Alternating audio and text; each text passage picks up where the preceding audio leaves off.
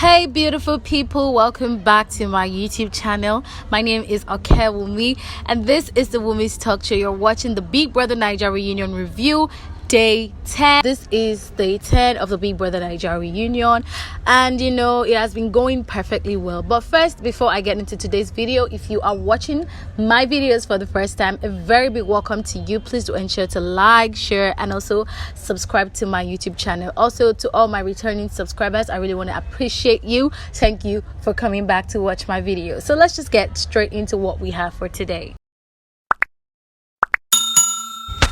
So welcome back, guys. Apparently yesterday I was supposed to make this recording earlier, but I couldn't.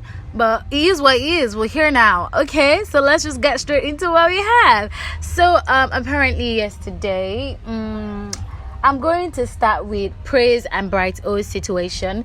Right there in the house, Bright O said something about Praise's wife when Praise left the house while he was gossiping, because Bright O is like the regular gossip. Even when the housemates voted, they voted him as the major gossip in the house. So apparently, if you can recall, when Praise left the house, Bright O said something about Praise's ex-fiance, that she's quite older than him, and he mentioned that she was 69. Apparently Praise never mentioned her age. He just said that she's a little bit older than him, and so we don't know where Bright O got the number 69 from. And so Ebuka brought it up and was like, okay, have they spoken about it? Bright O said, okay, Praise was like, okay, fine, that they're not more together, but like she was really hurt because of what he did.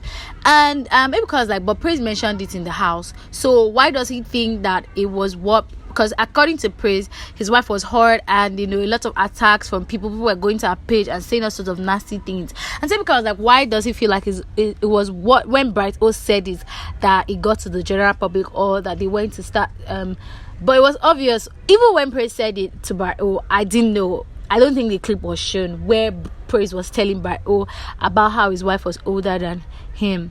But when Bright O was relaying the message after Praise had left, when he was gossiping about it, that was where we heard it, that this woman, or this Praise ex-fiance, was quite older than him. And he even said that she's 69, which was false, which was not true, And so like this reunion, Praise is like, he doesn't even care, that he's not the one, that if Bright O said, oh, I'm sorry, I didn't mean to, like, you're not apologizing to me, you're actually apologizing to the person you spoke about, because you lied against her. It's not true, that's not her age. Do you understand? And so if you're going to apologize because you said it on national TV, right, about, you said something like this on national TV, then you're going to make that apology on national TV. You're going to tell her you are sorry on national TV. She might be watching it, she might not be watching it, but because you made the statement on national TV, you're going to apologize to her on national TV, not to me.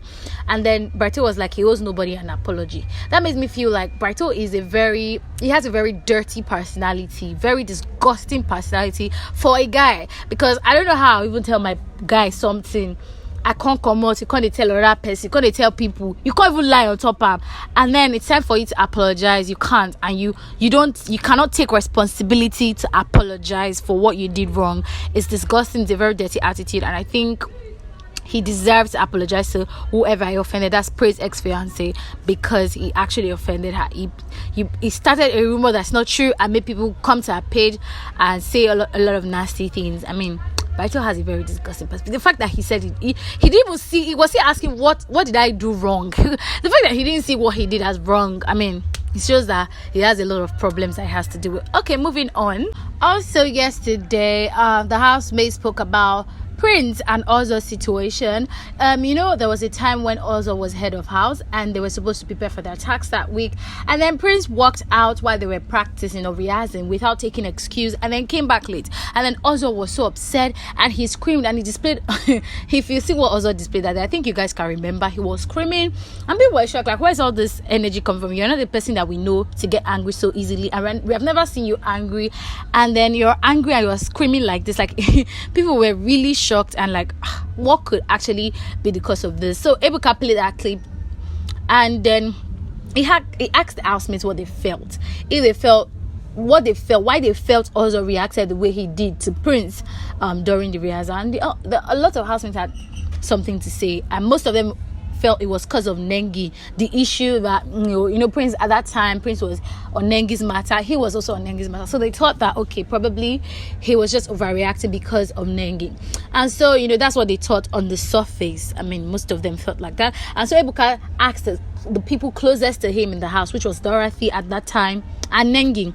And according to Dorothy, she said when she asked him that, oh guy, the way you reacted was, why did you react the way you reacted? And he was like, oh, he was just angry and he didn't like the fact that Prince was like taking him for granted. He just walked out of the tax. And so she, according to her, she felt like maybe a little bit because of Nengi. No, he was really upset. And then coupled with the fact that Nengi was there, like the whole Nengi situation. So I think that was what like accumulated everything for him to like react the way he did. And then Nengi felt like he wasn't because of her, like she wasn't the reason that she's closer to Ozo. And then in the house she would have thought it was because of her, but like her getting to know the type of person Ozo is outside the house, she would say it's not because of her, because that's how he is when he gets angry and when he's trying to get something done and someone is like not taking him serious, that's how he reacts. So she doesn't think it's because of her. But for me, I would say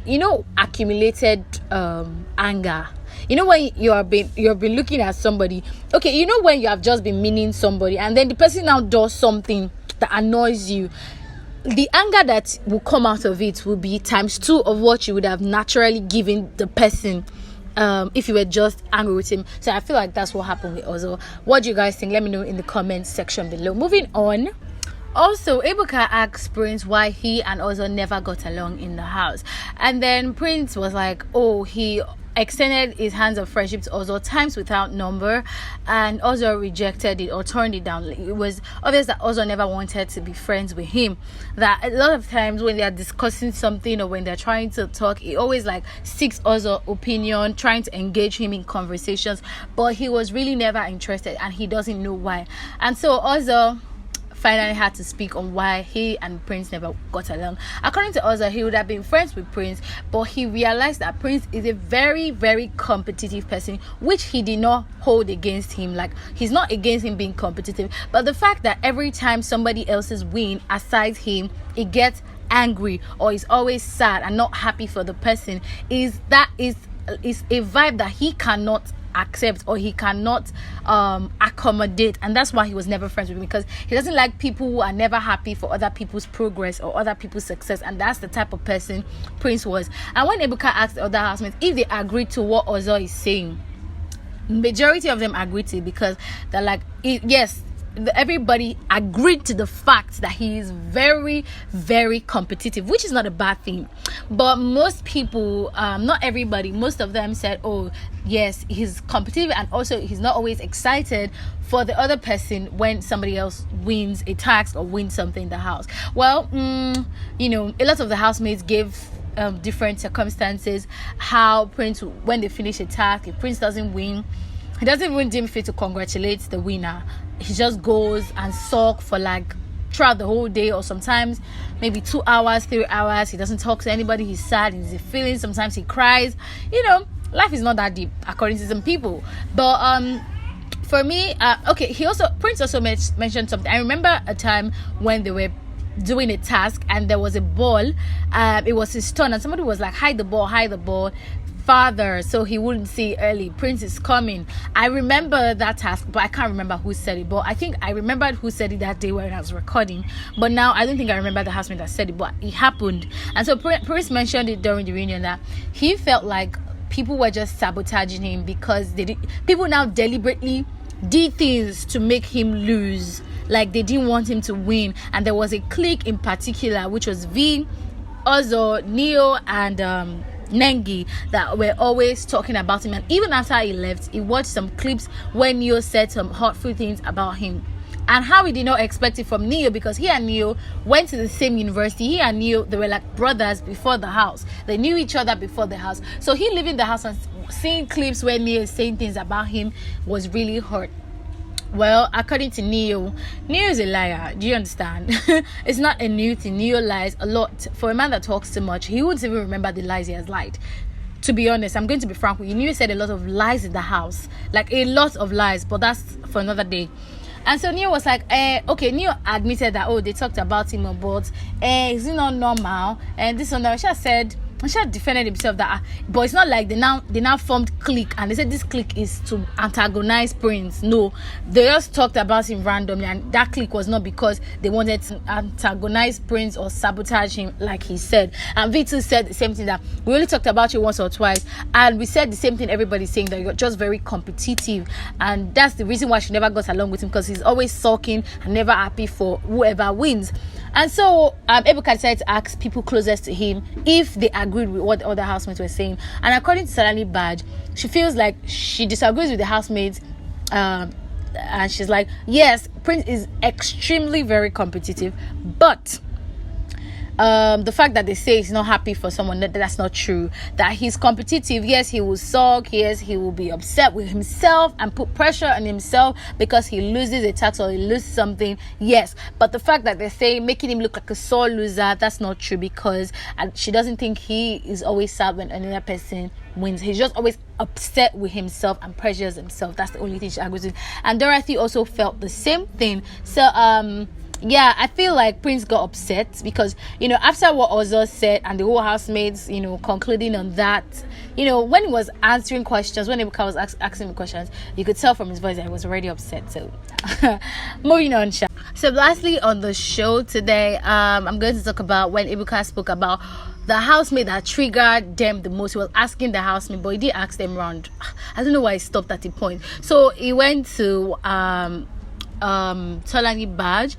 And Tolani Badge said the housemate that triggered her the most in the house was Katrina, because like when she made food, and that day she was always bossy and thought she could boss everyone around, and so that's why when they had their first fight, she spoke to her the way she spoke to her, and they played a clip of their first fight, and Tolani Badge was really feeling herself, memorizing her lines, and I'm like, are you for real? Okay. And when they asked other housemates if they agreed that was Tolani Badge right to have spoken to Katrina the way she spoke to her after that first fight, people were, according to Wathoni was like, Katrina actually bossed her around one time like this because of food, and then she told Tolani Badge about it, and the fact that Tolani Badge had been seeing her bossing other housemates around in the house, she had already piled it up. And so that day where Kashila brought the kini to her side, the bossiness to her side, she said, okay, today I'm going to give it to her so that she doesn't think that next time she'll try this type of thing with me. And then that's why they had that little argument. And then the other housemates agreed that yes, Katrina was bossy in the house, but she wasn't a bully. Because a lot of them were saying she was a bully, but they agreed that she was bossy, but she wasn't a bully. And that, and it was always after food. Some people said Lucy triggered them, some other people said, they mentioned different names. Now the housemate felt like, according to Ozo, Lucy was always triggered about maybe where you cook and you don't tidy up the house, which I agree with. She was always upset with the fact that you cook and you don't tidy up in the house. Like, why do you not, why would you cook in a place and not ensure that you clean up the place properly? That was what Lucy was always upset about. Why Katrina was always upset about serving food or people not contributing to come and cook and then wanting to eat a certain portion or amount of food. And so I think the housemates agreed that the major problem or the major issue that they had in the house this lockdown was food. And that even after Katrina left, to show you how Katrina was not even the one causing the food fight, there were still arguments consistently about food. So apparently the housemates, most of the housemates felt Lucy was a fake housemate because of the way she was always nagging and shouting and causing a scenario. They felt she was